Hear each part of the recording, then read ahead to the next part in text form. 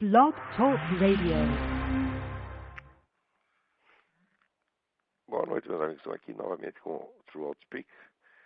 Desta vez com a voz um pouco alterada, porque eu peguei uma gripe do cão. Graças a esse clima muito estranho aqui. Aqui na Virgínia faz verão e inverno ao mesmo tempo. E como a gente viaja muito, às vezes você pega um clima de verão e de inverno no mesmo dia. Hoje, por exemplo, aqui tá um calor. Mas se você viaja 30 milhas, você pega neve. E não há brasileiro que aguente isso. Então, praticamente levantei da cama para fazer esse programa. Se eu disser alguma besteira é porque eu ainda estou delirando com febre. Vocês não liguem, não. Mas esta semana a primeira coisa que me chama a atenção aqui são essas duas notícias simultâneas. Uma entrevista que saiu na Folha com Immanuel Wallerstein, onde ele diz que, afinal de contas, o Lula e o Chávez não são muito diferentes. Eles estão perfeitamente unidos, estão solidários um com o outro e, vamos dizer, estão agindo em comum acordo em tudo. Então não se iludam com as diferenças aparentes, diz ele. O detalhe interessante é que esse Wallerstein, ele é junto com Istvan Mesaros e com Antônio Negri, é um dos três maiores teóricos do movimento comunista internacional. Ele é o equivalente do que seria nos anos 50 o Roger Garaudy ou Henri Lefebvre, né?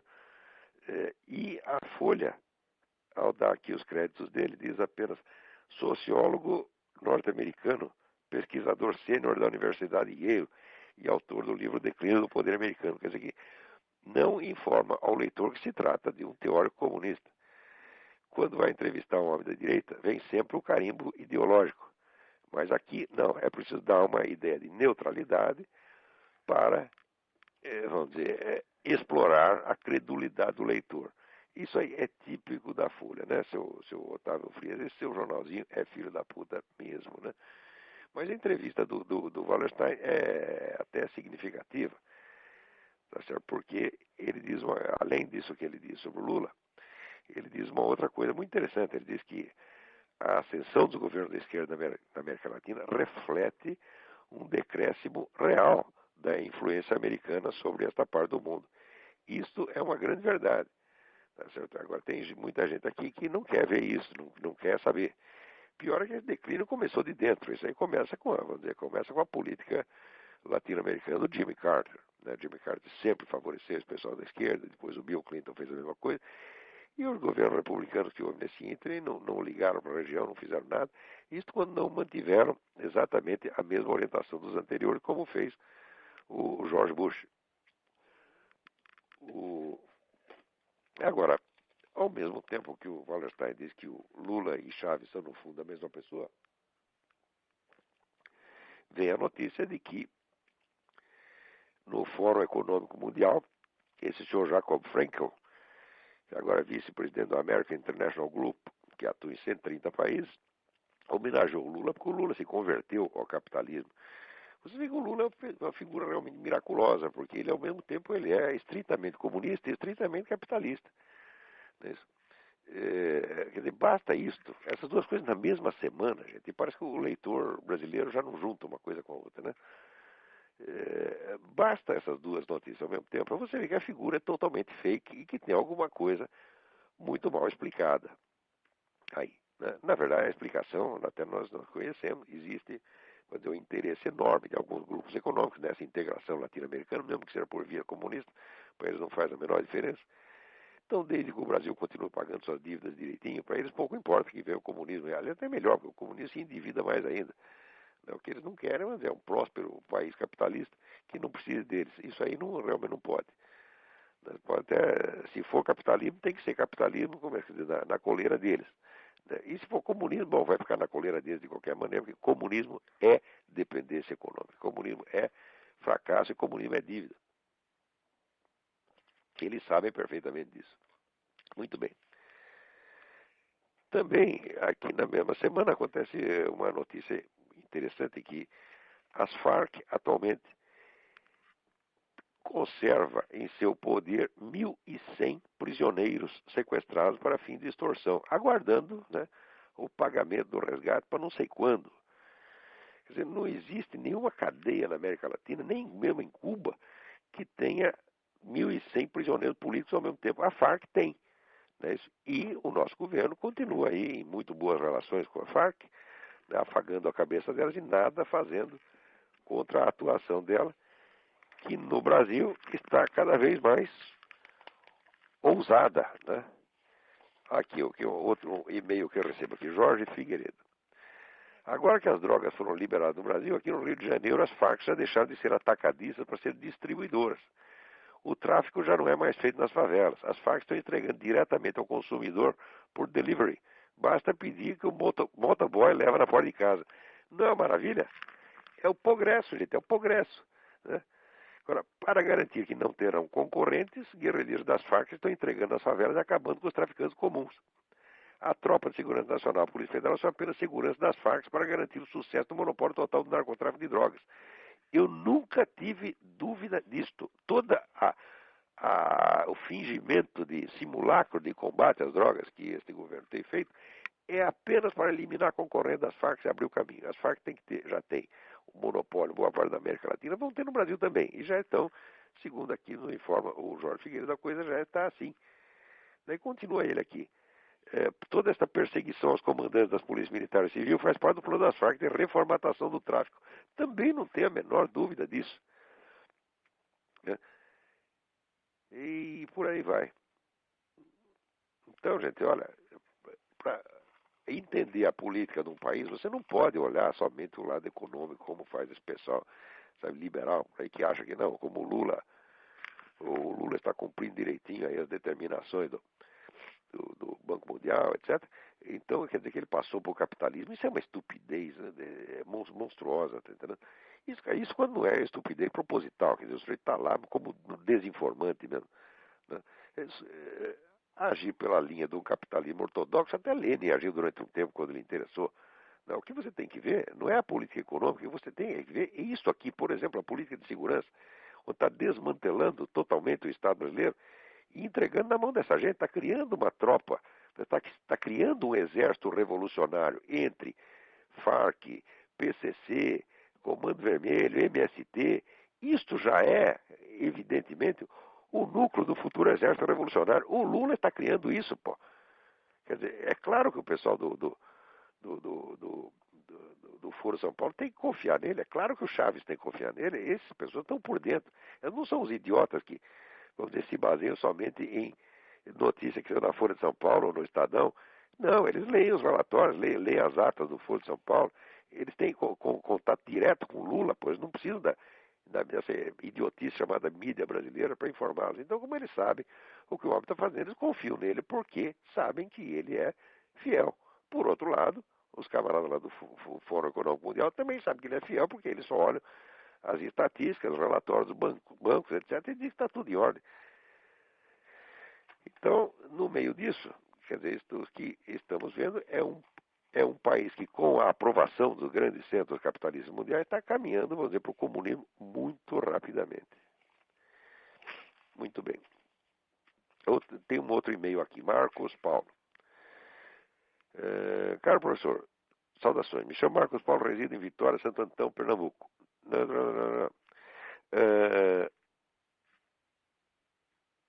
A TV Cultura irá colocar no ar um programa onde ombreia, pelo que se aduz, a chamada Chopin com o sambista Cartola. Bom, eu entendo perfeitamente, acho que eles têm toda a razão, eles não conseguem perceber diferença nenhuma. Né? A diferença escapa totalmente. Então é normal que eles, do ponto de vista deles, né, seja tudo igual. Quer dizer, passou 1 centímetro acima da cabeça deles, eu não duvido que o Cartola seja muito mais inteligente do que eles. Então o Cartola é um pouquinho mais inteligente que eles, o Chopin é 2 pouquinho mais inteligente que eles. Para eles é tudo a mesma coisa. De 1 centímetro para cima é tudo igual. Segundo item, relendo o sabão que o senhor deu em Ariano Suassuna nas páginas da Bravo, gostaria de saber se o senhor já leu a Iniciação Estética, escrita pelo próprio Ariano Suassuna, e o que achou.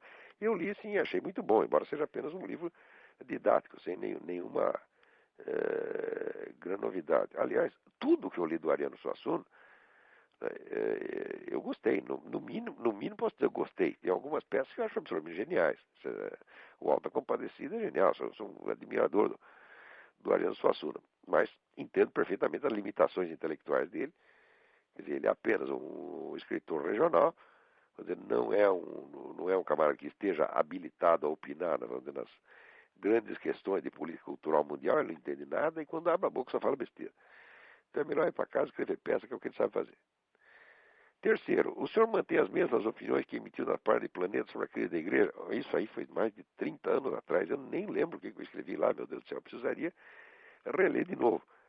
Agora, tem o seguinte, eu quando escrevi algum negócio e depois eu reparo que é besteira, eu não tenho a menor dificuldade de dizer que é besteira, né? E apagar aquilo. Agora, tem outras coisas que não é que estavam errado. Às vezes as pessoas, enfim, a gente escreveu alguma coisa agora, compara, assim, linearmente com uma frase de 30 anos atrás, e diz, o senhor mudou de posição, mudou de opinião. Eu falo, não, no Brasil todo mundo pensa que opinião é uma coisa em bloco. Você tem dizer, um corpo de opiniões fixa, né? E quando muda alguma coisa ali é porque o cara mudou de opinião. Às vezes não é assim. O processo eleitoral, às vezes, é uma longa assimilação de aspectos contraditórios da realidade. Né? Se você disse uma coisa ou diz outra, você precisa ver, às vezes é uma mudança efetiva de opinião, às vezes é uma autocorreção que o nego está fazendo. Às vezes o camarada pode ter esquecido a opinião de 20, 30 anos atrás e criou outra, independentemente. E às vezes é simplesmente vamos dizer, uma integração de aspectos contraditórios da realidade. Também precisa ver que nem todos os escritos de um autor são colocados no mesmo nível. Quer dizer, uma coisa são transcrições de aula, outra coisa são, vamos dizer, ensaios publicados sob a forma de livro, como o Jardim das Aflições, ou o livro sobre Aristóteles. Outra coisa são artigos de jornal, outra coisa são entrevistas. Quer dizer, esses vários textos não têm, vamos dizer, o mesmo nível de rigor de expressão. Tá certo? Você tem, num artigo de jornal, você faz aquilo meio às pressas, pode sair muita coisa imprecisa e não tem sentido confrontar uma frase dali com outra de outro lugar, a não ser que você faça as devidas mediações. Mas qualquer que seja o caso, eu sinceramente não lembro qual foi o diagnóstico que eu fiz da crise da igreja na época. Hoje eu tenho uma série de ideias a respeito, provavelmente não devem ser exatamente iguais às daquela época. Alguma coisa eu aprendi nesse ínterim. Vamos ver outro aqui.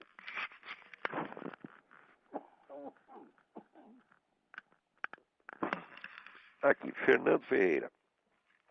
É lícito afirmar a existência de um paralelismo entre a teoria dos quatro discursos e a gnoseologia aristotélica, quer dizer, a teoria do conhecimento de Aristóteles?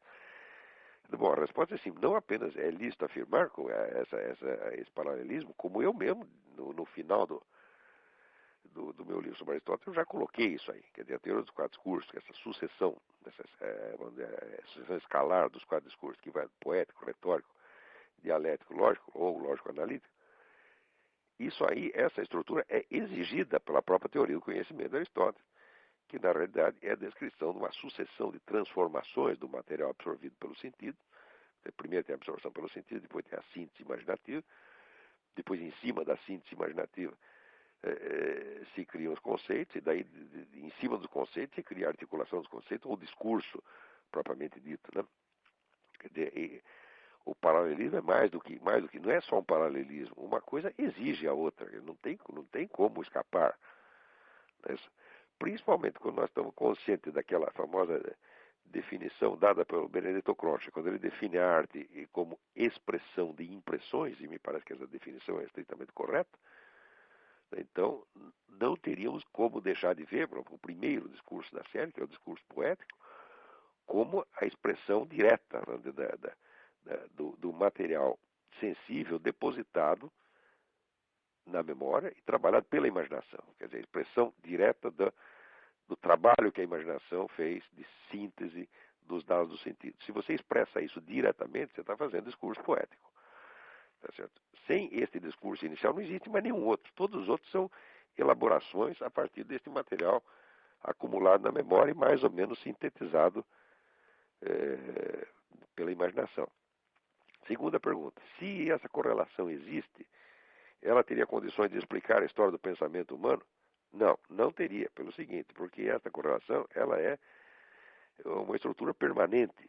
De certo modo, você pode dizer que não é possível haver numa dada sociedade, não é possível se desenvolver um discurso retórico se você não tem um discurso poético embaixo. Isso simplesmente não acontece, porque você não tem em cima do que retorizar. Quer dizer, a retórica é o discurso das preferências, das opções humanas, das escolhas. Ele faz escolhas, defende. Você só pode escolher dentro de um material que você conhece. Né? Então, vamos dizer, o discurso poético é a expressão do conjunto direto vamos dizer, da experiência. Em cima desse conjunto que se perfilam, que se formam as opções, as posições, as opiniões, etc, etc. Então, se não existe uma imaginação grupal mais ou menos envolvida, não vai aparecer, como é que se diz, dúvidas em cima disso e não vai oferecer, não vai aparecer a possibilidade de divergência de opiniões capaz de se organizar numa confrontação retórica. Por sua vez, se não existe confrontação retórica, não existe multiplicidade de opiniões, não existe muito menos a possibilidade do discurso dialético, que não é outra coisa senão a triagem entre as opiniões existentes, e assim por diante. Ora, essa série de exigências ela é permanente, ela é um dado estrutural da cultura humana, e, portanto, ela por si não pode determinar o curso da história. O que ela... fazer uma analogia. Por exemplo, você pegar a fisiologia do movimento do humano, como é que o ser humano anda, tá certo? Bom, você conhecendo toda a fisiologia do movimento, dá para você deduzir daí para onde o sujeito vai andar? Claro que não. Mas você pode pegar alguma relação. Por exemplo, você pode saber a velocidade média que ele vai desempenhar para onde quer que ele vá. Você tem uma série de determinantes do movimento, fatores que limitam o movimento.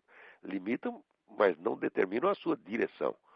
Do mesmo modo, vamos dizer, essa estrutura básica do discurso humano, que superpõe essas quatro camadas, ela sendo um fator constante, ela por si mesma não pode determinar a mutação. Tudo que é constante não determina mudanças. Então, o que você pode obter, vamos dizer, é um suporte estrutural para a compreensão da história, quer dizer, um instrumento de compreensão, porque você verá que muitas vezes certas coisas que parecem mutações históricas não são apenas a expressão do elemento permanente, o cíclico. Então, para explicar a história, não explica, mas ajuda a separar o que é, vamos dizer, constante do que é realmente histórico.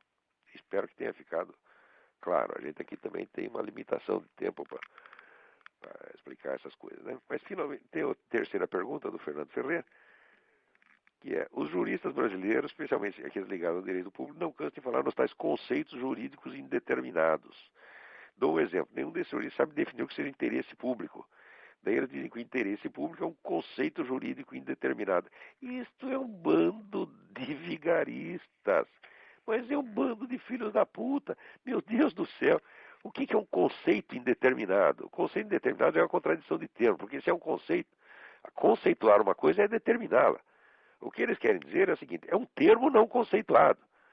Quer dizer, é apenas uma palavra. Se é um conceito indeterminado, não existe. Se é conceito, é determinado. Agora, se você não tem a determinação, isso é, se você não tem o conceito, então você tem apenas o termo, você tem uma palavra que você conceituará diferentemente conforme lhe der na telha no momento. Isso é uma picaretagem sem mais tamanho. Se eu ter o que eles querem dizer com conceito indeterminado já mostra a sua total ignorância, que eles deveriam chamar de termo indeterminado. Tá certo? Quer dizer, termo de significação indeterminada. Isso é possível. Você pode usar uma palavra qualquer, né? Você usa aí, inventamos a palavra ptux. O que é ptux? Não sei. É um termo de significação indeterminada. Isso é perfeitamente possível. Assim como em álgebra, você usa uma letra lá para designar uma quantidade indeterminada que pode ser determinada no futuro.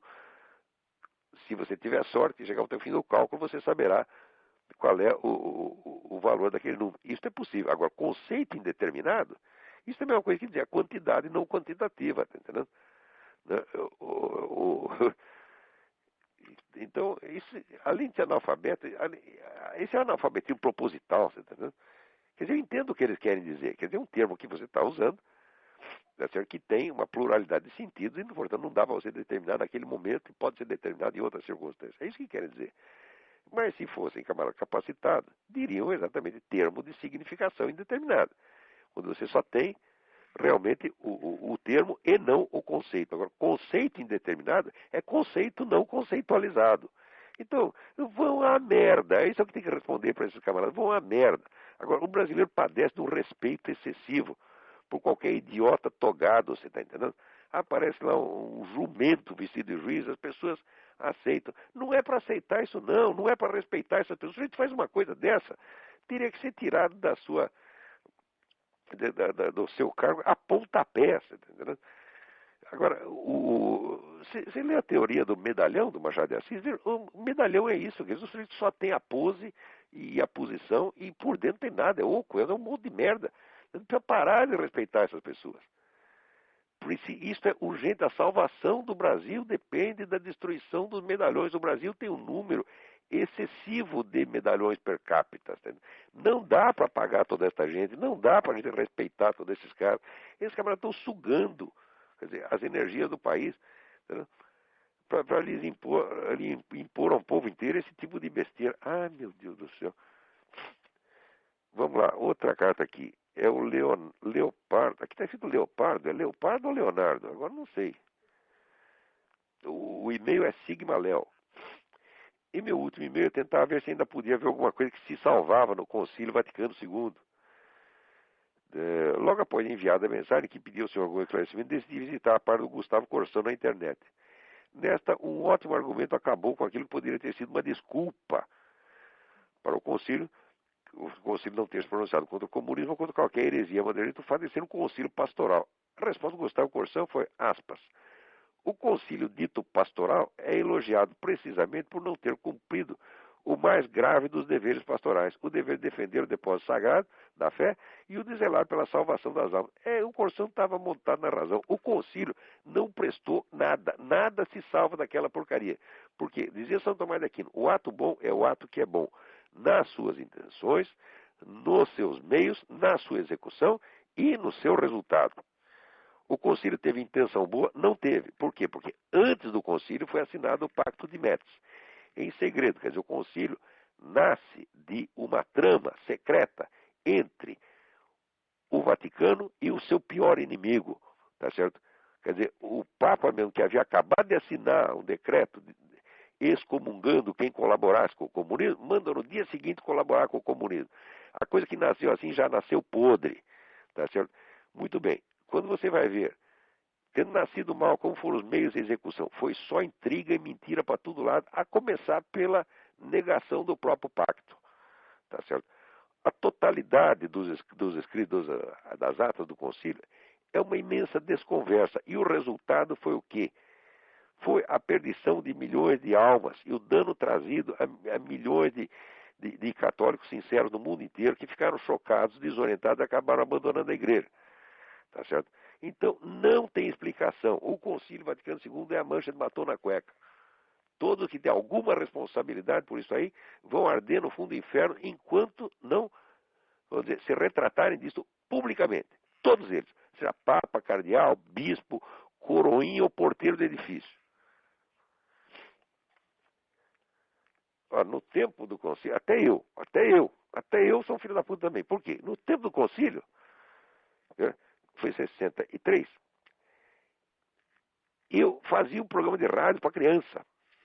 Tá certo? Quer dizer, eu já falava naquela época, né? Já dava palpite naquela época. E era uma rádio católica. E eu lá falei bem do concílio. Tá, retiro qualquer coisa que eu possa dizer. Nem a menoridade me desculpa. Tá certo?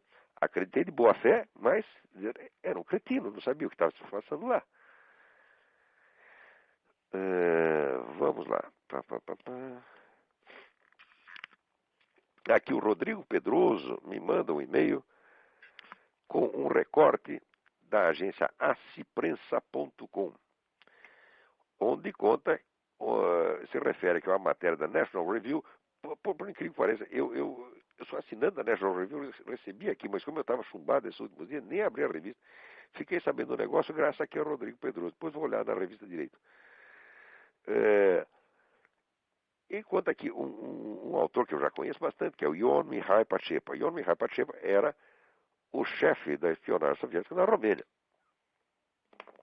E esse sujeito sabe um monte de coisa.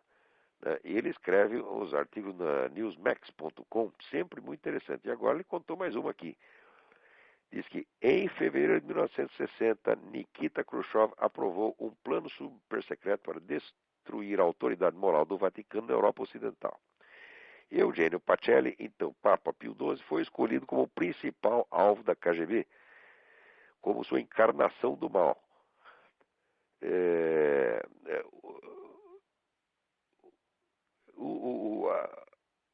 O nome Pacheco indicou esse artigo que a KGB baseou suas difamações na alegação de que o então arcebispo Pacelli havia servido como núncio apostólico em Munique e Berlim.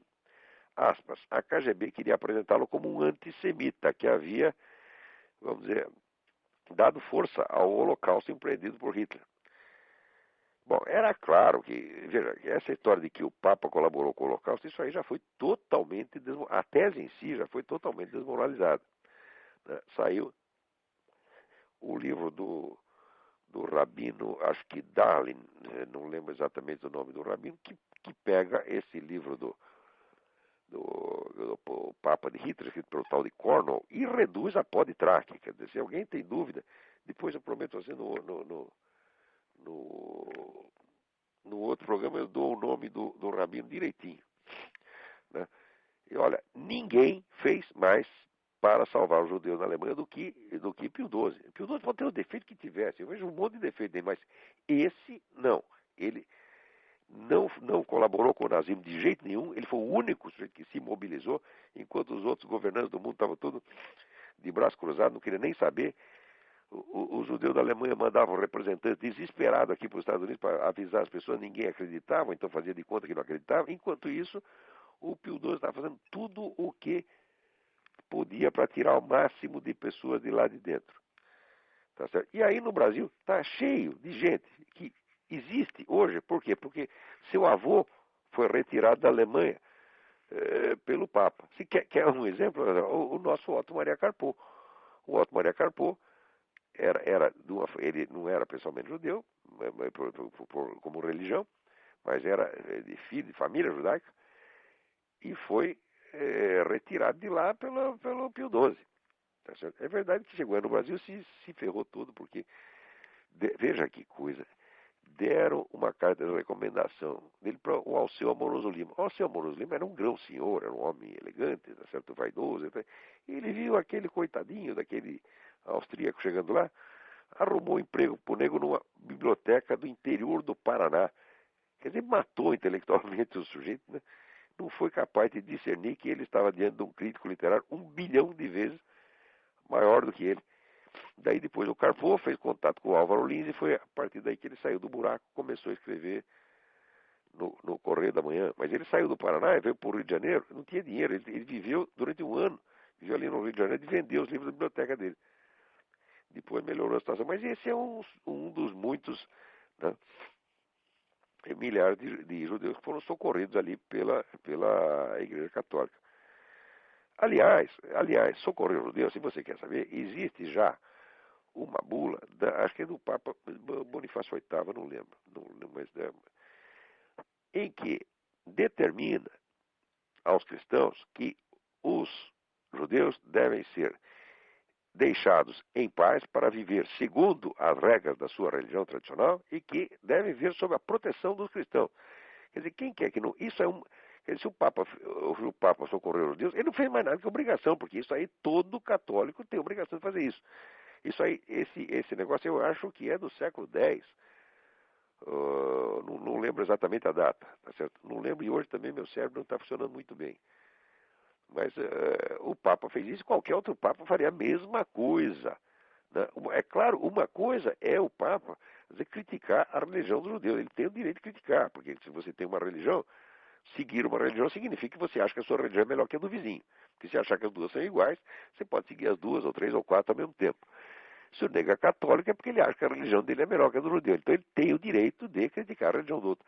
Mas ele não tem direito de fazer nada contra as pessoas. E ao contrário, tem o dever estrito de proteger. Isso é sentença papal, isso é decreto papal. Quer dizer, não o católico vem encher o saco, tá entendendo? Os judeus estão sob a proteção da igreja e tem que ficar. E quem quer que tenha feito alguma coisa contra eles ou se omitido na sua defesa, já está queimado. Vamos lá. Aqui tem uma história muito estranha, que diz que a cineasta Alexandra Pelosi, a filha da Nancy Pelosi, fez aqui um documentário contra os evangélicos americanos. É estranho sair isso no Brasil, porque eu vi aqui a entrevista da Alexandra Pelosi e ela falava até bem dos evangélicos. Ela falava, no fundo, eu tenho lá umas coisas contra, mas no fundo, eu acho que eles estão certos. Quer dizer, eu não estou entendendo direito esta é, esta notícia aqui. Muito bem, vamos ver o que mais temos aqui. Olha aqui, Pedro Costa me manda um artigo. Infelizmente ele não diz aonde saiu este artigo, né? Então eu peço, por favor, a todos que vão mandarem transcrições de jornal, de revista, põe a fonte direitinho, põe o lugar da internet, porque senão o pessoal pensa que a gente está inventando coisa, entendeu? Eu sei que não está, eu sei que a informação é autêntica porque eu tenho também de outra fonte, do sujeito que foi preso, tá certo, na Inglaterra, porque ele estava distribuindo folhetos com transcrições das palavras da Bíblia do rei James, que falavam contra o homossexualismo, né? Então ele não pode mais, você não pode mais falar contra o homossexualismo. O cara foi para a cana, tá certo? É um militante cristão chamado Stephen Green. Quer dizer, não tem o direito de falar, mesmo que seja com palavras da Bíblia. Ora, se pode circular a Bíblia, então pode circular uma citação da Bíblia. Que raio de coisa é esta? Né? Quer dizer, o direito que se aplica a um texto inteiro se aplica a cada uma das suas partes. Quer dizer, se não for assim, não existe mais justiça, não existe mais direito, virou tudo bagunça. Tá certo? E a bagunça justamente que esse pessoal quer para instalar o direito do mais forte, quer dizer, aquele que grita mais, né? E você sabe que pouca gente grita mais do que esse pessoal gay. Se faz de coitado o tempo todo, entendeu? Como se fosse perseguido. Ora, meu Deus do céu. Eu tenho, assim, mais de 40 anos de jornalismo nas costas. Eu nunca vi um sujeito ser demitido ou deixar de pegar um cargo por ser gay. Ao contrário, tem um monte de chefe gay ao longo do tempo. Nunca ninguém nem reclamava disso, né? Eu já vi perder emprego, o cara por ser conservador, assim, olha, por ser esquerdista também não. Ninguém perdia emprego por ser esquerdista, mas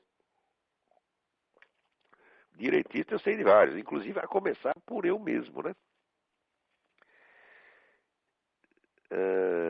Vamos lá. Então esse artigo, que não diz de onde é, mostra que há um certo temor na Inglaterra de que o cristianismo em geral acabe sendo criminalizado. E olha, parece que isso vai ser, tá indo para esse lado, porque veja aqui, o Antônio Donato me manda um e-mail dizendo que a imprensa britânica inteirinha está fazendo uma campanha intensa pela legalização da eutanásia, tá certo? E isso aí sob pressão, inclusive, de entidades médicas, tá? Importantes como o Real Colégio de Ginecologia e Obstetrícia, quer dizer, estão todos forçando para que adote a eutanásia. Então, isso quer dizer que, veja, a pressão dessas entidades pode mais perante o governo do que a opinião pública maciça, tá entendendo? Quer dizer, não adianta todo mundo ser contra, porque as decisões hoje, existem dois canais de decisão. Em todos os países do mundo tem dois canais de decisão. Um é o canal normal, que se conhece pela via eleitoral. Quer dizer, você elege seus representantes, eles discutem no parlamento e passam lei. Mas existe um outro modo mais sutil, que é muito mais rápido, muito mais eficiente, que é através das tais das comissões técnicas. Então você reúne meia dúzia de técnicos iluminados na ONU, eles tomam a decisão e vão passando, e aquilo acaba sendo aprovado sempre por cima, sem a menor consulta à opinião pública. Isso coisa até de maior gravidade do que a legalização da eutanásia. Essa coisa aqui dos Estados Unidos, da formação da comunidade norte-americana, que dissolveria as fronteiras entre Estados Unidos, México e Canadá, isto já tem, vamos dizer, acordos assinados entre os governantes dos três países sem que ninguém soubesse de nada. Quer dizer, isso na maior democracia do mundo. Quer dizer, como é que uma coisa deste porte pode ser decidida assim em comissões técnicas, em segredo? Isso está acontecendo no mundo inteiro.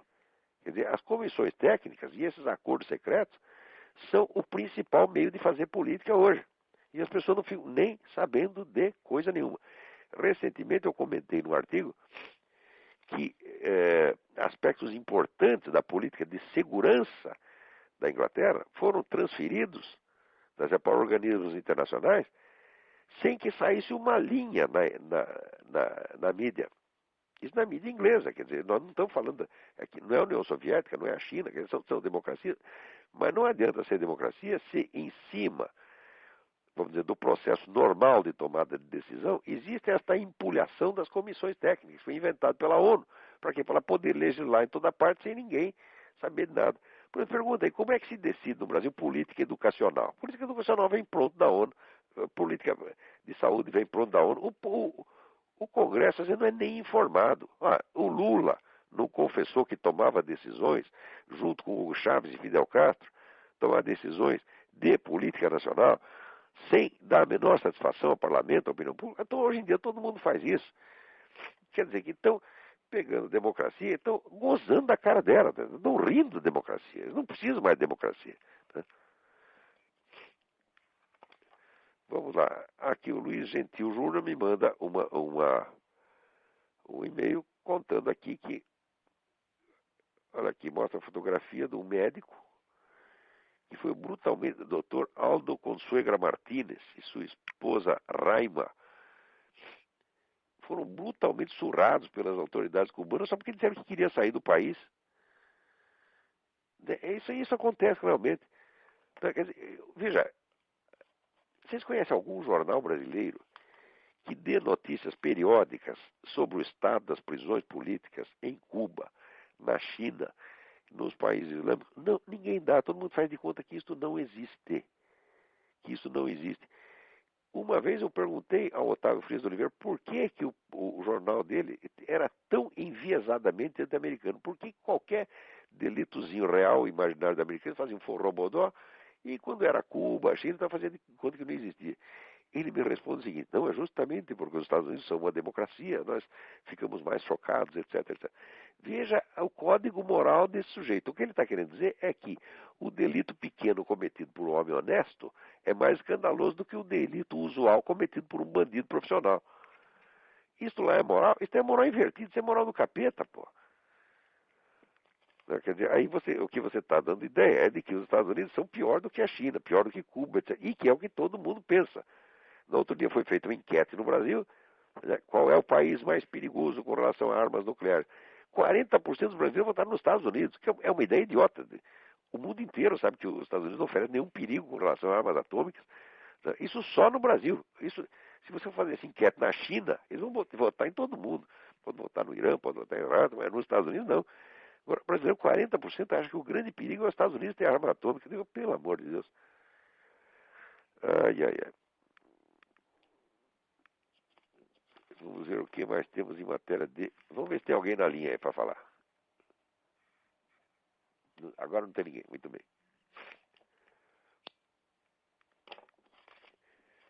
Então, eu queria aproveitar e contar um negócio para vocês aqui. É uma notícia pessoal. Desde a semana passada, eu faço parte do comitê de honra de uma organização chamada Forces, Forces,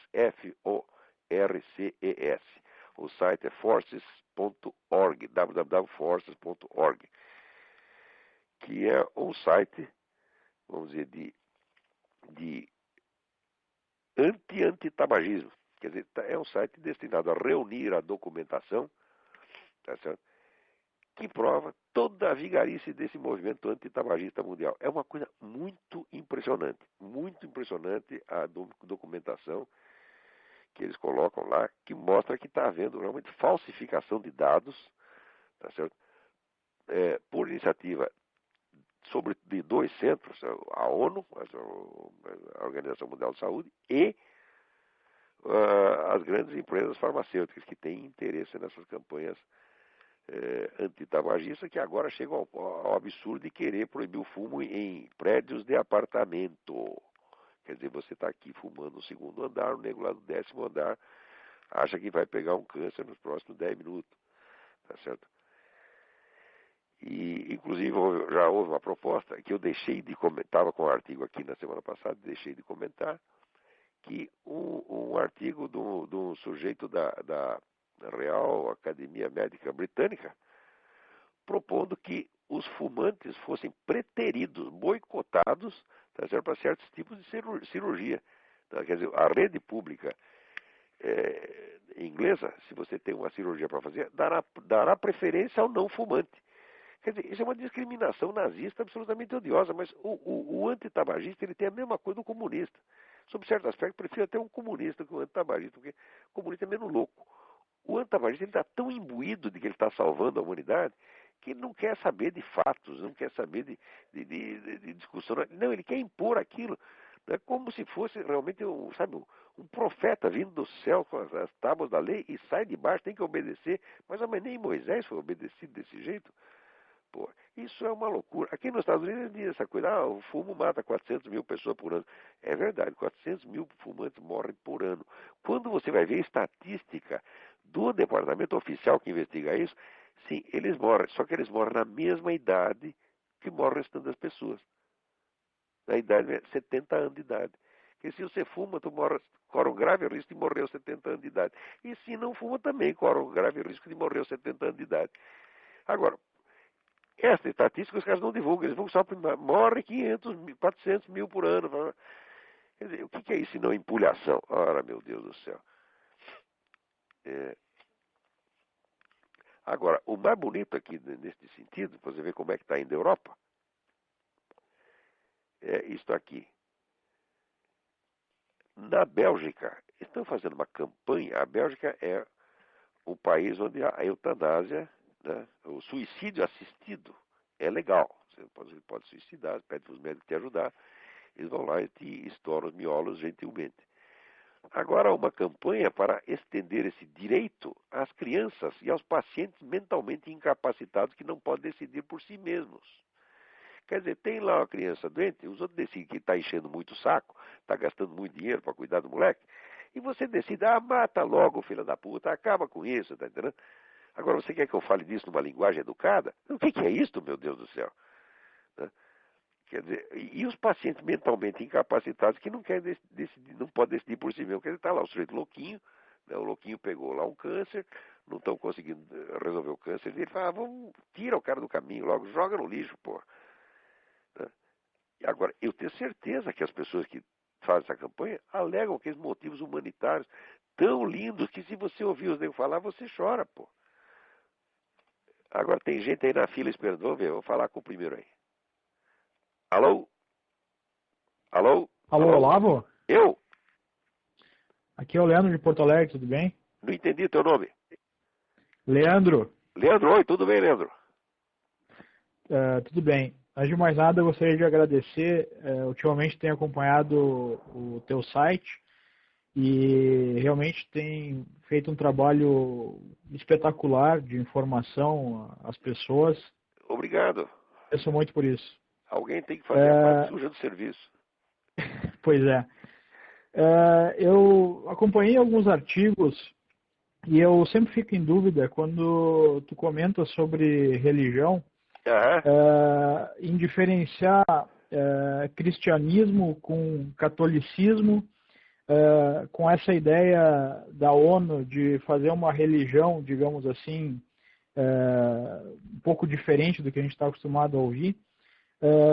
Qual é que, na tua opinião, seria um modelo ideal de religião, visto que esse é um assunto bastante controverso? Eu não consigo identificar nos teus textos uma posição clara em relação à diferença de cristianismo para catolicismo. Não, eu qual é que seria não tomo posição. A minha posição é a seguinte: primeiro, eu odeio polêmicas interreligiosas. Segundo, nego aqui. A minha experiência é a seguinte: tudo o que os fulanos falam a favor da sua religião é tudo certo. Quando começa a falar da religião do vizinho, só sai besteira. Eu nunca vi um sujeito de qualquer religião que fosse criticar do vizinho que não fosse na base da pura difamação. Sempre e sistematicamente tudo errado. Me parece que um católico falando coisa do Islã, quando você vai ver, não é assim. O católico mentiu. Quando aparece um muçulmano falando do vinho, mente mais ainda. Tá entendendo? Então, é o seguinte, eu acho que as religiões têm que ser respeitadas como elas são, porque elas não são corpos de doutrina, elas são realidades históricas, tá certo? Que dizem, todas elas dizem respeito para certa relação do homem com Deus, elas são fenômenos de enorme profundidade e que dependem muito pouco das nossas opiniões. Tá certo? Eu acho que criticar uma religião é a mesma coisa que criticar o clima, você está entendendo? Você não vai conseguir mudá-lo. Esses dados estruturais têm que ser mantidos de algum modo. Agora, eu não gosto de crítica à religião e não gosto de mistura. Você está entendendo? Porque a mistura já esculhamba até o sentido ritual da coisa. Tá certo? Então, vamos dizer, esses ritos das igrejas não surgiram do nada, tá certo? Alguns surgiram por revelação parcial ou total, tá certo? Você pode ter, do ponto de vista de uma religião, você pode negar que a outra seja totalmente revelada, mas não que houve, pelo menos você não pode negar alguma revelação pessoal lá dentro, não pode, tá certo? Então, vamos dizer, as polêmicas interreligiosas são absolutamente estéreis e são muito utilizadas pelos inimigos da religião em geral. Tá certo? O que circula de mentira, tá certo, a respeito das religiões é uma coisa do outro mundo, uma coisa do outro mundo. Qualquer idiota que você perguntar, tá certo, vai te dizer que a igreja matou milhões, a Inquisição matou milhões de pessoas, etc, etc. Mas é claro que não. É claro que não foi assim. Quando você chega a fazer o cálculo máximo foi da Inquisição Espanhola foram 20 mil pessoas ao longo de 4 séculos. Quer dizer que, estatisticamente, é um nada, na verdade. Né? A Revolução Francesa matou 10 vezes isso em uma semana. E as mentiras que circulam a respeito de judeu, que circulam a respeito de muçulmano, porra. Entendeu? Tudo isso assim, é nojento. Né? Então, eu acho que tomar posição nisso aí está errado. Se você quer saber qual é a minha fé pessoal, eu sou católico, sempre fui. Tá certo? Agora, nós estamos numa época, vamos dizer, de muita ambiguidade, porque você disse, sou católico, bom, então eu tenho que seguir o Papa direitinho. Falou, olha, eu nem sei se o mandato desse Papa é válido, porque houve tanta contestação, e eu li todo o material das igrejas dissidentes, pré-conciliares, tem muita coisa ali que a gente não tem como negar, então hoje nós estamos numa dúvida. O Concílio Vaticano encheu todo mundo de dúvida. Quando você está em dúvida, o que você faz? Você espera e reza. Eu não vou sair condenando as pessoas à toa, eu não vou fundar uma outra igreja, não vou, não vou tomar posição, enquanto não souber a realidade das coisas. No Brasil, as pessoas às vezes têm que ter opinião sobre tudo. Fica um pouco complexo porque às vezes tu observas alguns padres católicos aqui no Brasil falando a favor de MST, Bom, isso nem se revolução. Fala. Eu tenho certeza de que a igreja que fez o Concílio Vaticano II estava todinha podre e infiltrada. Isso aí você tem a prova total hoje. E essa coisa da KGB, que eu falei, esse dado apareceu agora, mas quem não sabia que isso foi coisa da KGB? Todo mundo sabia. Agora, a KGB não era fazer a campanha de difamação. A KGB estava dentro do Concílio Vaticano II. Tá certo? Então, como é que a gente vai ceder à autoridade dessas pessoas? Eu falo, não sei se você tem autoridade. Não sei e não sou obrigado a poder obedecer em caso de dúvida. Eu sou falando de consciência, tá entendendo? Então, as questões... A única defesa contra isso seria a consciência individual. Não tem outro jeito. Não tem outro jeito. Você tem que rezar e pedir diariamente a Jesus Cristo que te ilumine. Porque não é que você está contra a autoridade, é que a autoridade sumiu, meu Deus do céu. Você está entendendo? Exatamente. E está difícil saber onde ela está hoje. Né? Quem é que representa realmente a autoridade espiritual dentro do mundo cristão. Então, eu acredito que quem representa essa autoridade espiritual são as igrejas no seu conjunto. Você está entendendo? E eu acredito piamente na unidade profunda das igrejas cristãs. Eu acredito que o cristianismo é um só. Tá certo? E não creio que as divergências não possam ser resolvidas. Tá certo? Com outra religião é outro problema. Tá certo? Com relação aos judeus, já acabei de dizer o que eu acho. Tem que deixar eles fazendo do jeito que eles sempre fizeram. Tá? Isso aí é decreto papal, não é eu que inventei. E é de uma época em que não havia dúvida quanto a quem era a autoridade do mundo cristão. Tá certo? Então, esse decreto está em vigor. Quer dizer, a gente tem que proteger o judeu e defender o direito de ele seguir o rito dele. Tá? Acredito que ficar mais centrado na figura de Jesus Cristo em si, ao invés quanto ao protestantismo, tá certo? Olha, quanto ao protestantismo, eu não tenho como negar a autenticidade espiritual de muita coisa que vem dali. É claro que acontece. Como é que você vai explicar que o único país do mundo onde a religião cristã ainda é uma força política considerável seja um país protestante? Você acha que Deus ia deixar isso acontecer isso só de cinismo? Quer dizer, se o protestantismo não tem nenhuma raiz autêntica dentro do cristianismo milenar, como é que pode acontecer uma coisa dessa? Entende minha pergunta? Então, Entendi. Então, alguma coisa de bom tem ali. Não sei o que é, mas que tem. Também não sou eu que vou julgar isso aí, entendeu? Eu só não gosto de ouvir o sujeito falar mal da religião do vizinho. Te recomendo isso pra você. Pegue o que tem de bom, siga os conselhos do apóstolo. Experimentar de tudo e ficar com o que é bom. Isso depende totalmente da consciência individual. Né? Que outro remédio você tem? Mas não deixa a consciência individual solta. Peça ajuda a Deus. Ok, muito obrigado. Obrigado eu. Vamos lá, quem mais está na linha aí? Alô? Alô? Alô? Alô, quem está aí na linha? Alô, Olavo? Eu? Oi, Álvaro, do Canadá. Tudo bem, Olavo? Oi, tudo bem? Tudo bem. Olavo, bom, antes de mais nada, meus parabéns aí pelo teu programa, que não tem preço. Né? Obrigado, obrigado. Principalmente num espaço tão limitado como a gente tem em algo que se chama de mídia brasileira, né? Então, Pois é. bom, mas, Olavo, particularmente com relação a essa questão de educação, na verdade isso que eu vou me referir é ligado a uma deseducação. Eu gostaria que tu me clarificasse uma coisa que para mim estava absolutamente obscuro, tá? E a partir das tuas conversas eu estou começando a esclarecer algo, certo? Que nós temos visto na prática aqui no Canadá. Esse movimento de ignorância mundial que se vê em nível de educação, que a gente viu no Brasil, o movimento de reforma, etc. Por acaso isso está ligado a esses movimentos chamados de alta performance, como o do International Baccalaureate, que nasceu justo em 68 na Suíça, e me parece algo que veio extremamente em oposição àquilo que tem nos Estados Unidos, que é o Advanced Placement. Quer dizer, está me parecendo isso aí, e aqui particularmente no Canadá a gente vê isso de uma maneira muito forte, né? Quando nos Estados Unidos tu tem 30 vezes mais APs em relação a IB, e a performance é infinitamente maior. Quando tu pega o IB, o conteúdo é simplesmente emburrecedor de quem está lá dentro.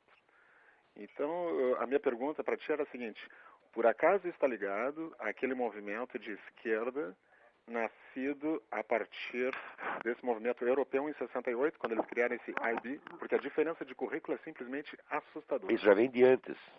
Já vem de antes. A história inteira você pode ver num livro que se chama The Deliberate Dumbing Down of America. Espera aí, vou te dar o nome da autora. Espera aí. Sugestivo.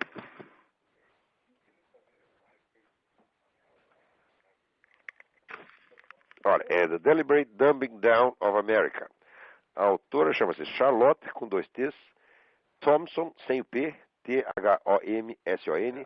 Iserbyt, Iserbyt. É um livro constituído quase todo só de documentos, que vai rastreando isso desde as origens da década de 30. Uhum. Quer dizer, quando ela diz que é um negócio deliberado, ela não está usando assim, não é uma interpretação, não é uma sacação dela, que ela pegou a unidade de uma tendência. Não, ela vai documentando passo por passo. Certo. Eu não tenho todos, não posso te dar detalhes dessa coisa agora, mas eu te garanto que isso vem pelo menos desde 30. E está ligado de alguma maneira a esse movimento de esquerda, porque isso é uma coisa... Não, está sim. Isso surge, vamos dizer, esse movimento surge de algo que já vem de antes. Ele não foi o começo de nada, entendeu? Porque isso é uma coisa interessante, porque é o seguinte, tá? Se tu pegar, por incrível que pareça, nós estamos aqui no Quebec, estamos contando os nossos dias aqui, porque simplesmente esse sistema aqui é absolutamente enlouquecedor, no sentido de não dar nenhuma formação decente no ponto de vista educacional. É algo assim simplesmente assustador. Né? Eu imagino como é que as coisas estão aí. É assustador algo assim. Se a gente falar para um brasileiro, vão achar que eu tô maluco, então, mas é algo assim, só vendo para crer, sabe? Para te dar uma ideia daquilo que nós sentimos aqui. Viemos de escolas relativamente boas lá do Brasil, quando a gente veio para cá, e não eram as melhores, necessariamente, tá? Mas eu posso te garantir o seguinte: se tu pegar, e os nossos filhos estão até nas melhores aqui, inclusive, tá? Algumas das melhores. Se tu pegar essas chamadas as melhores escolas aqui, elas não chegam aos pés de uma escola média privada brasileira. Em termos de currículo, dá de goleada uma escola brasileira. E isso é que me assustou. Eu imagino.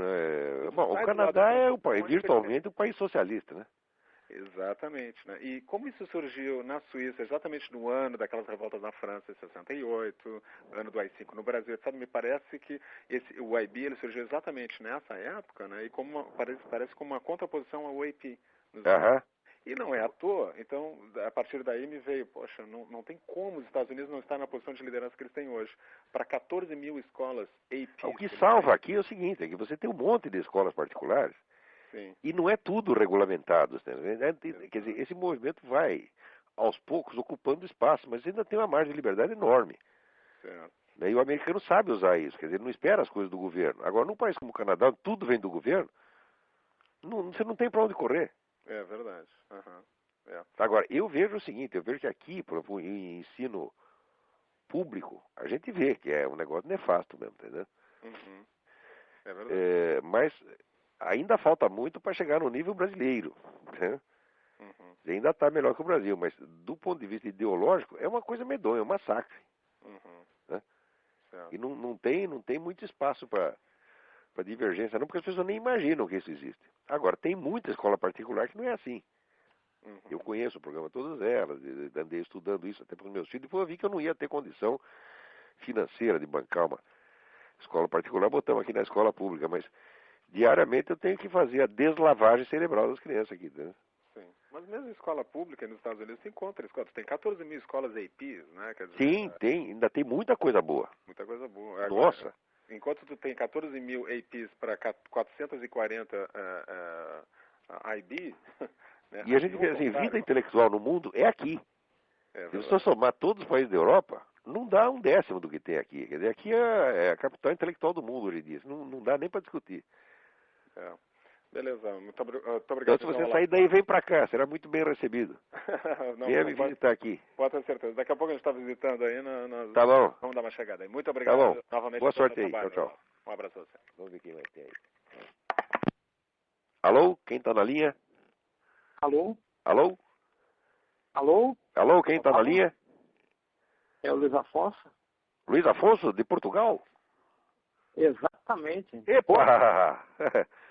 O Mendo Carteiro já procurou você ou não? Não. Passei o recado para ele. Ah, legal. Então logo deve procurar aí. Ah, legal. Tudo bem por aí? Como está a Santa Terrinha? Tudo. Pelo jeito não está tão frio quanto aí. Pela tua voz, parece que o frio do... Não, aqui do não é o inverno problema do frio, rapaz. Aqui é a mudança. Porque aqui onde a gente vive no ponto mais quente da Virgínia. Então aqui, okay. durante o inverno, neva 2 dias. Tem dia que faz calor aqui mesmo. Mas você anda um pouco, daí você pega 10 abaixo de zero. E como a gente viaja muito, às vezes pega 3 climas num dia e fala, não, aqui aguente, pô. Bem, Olavo, eu estou te ligando só para dar um panorama do que tem aqui. Eu encontrei muitos liberais aqui, mas libertários, né? Agora tem dia 11 de fevereiro tem o plebiscito da descriminalização do aborto. E todos os liberais da internet, todos eles são a favor, né, da descriminalização. E toda vez que a Igreja Católica fala contra, eles dizem mais um ponto a favor do sim. Se a Igreja está falando que é contra... se a Igreja está contra, deve ser bom, né? Exatamente. Mas também, depois também desse tremendo esforço que a Igreja fez para se desmoralizar assim mesmo, o que ela quer? Conservar a autoridade intacta? Não dá, pô. E aqui também, os Estados Unidos aqui tá meio bem sujo, todo mundo fala mal. Também tem essa coisa, se o americano é a favor, deve ser ruim. Alô? Eu acho que caiu a linha aí do Luiz Afonso. Vê se caiu aí. Liga de novo. Não, põe outra pessoa ainda. Alô? Parece que o Luiz Afonso caiu mesmo a conexão.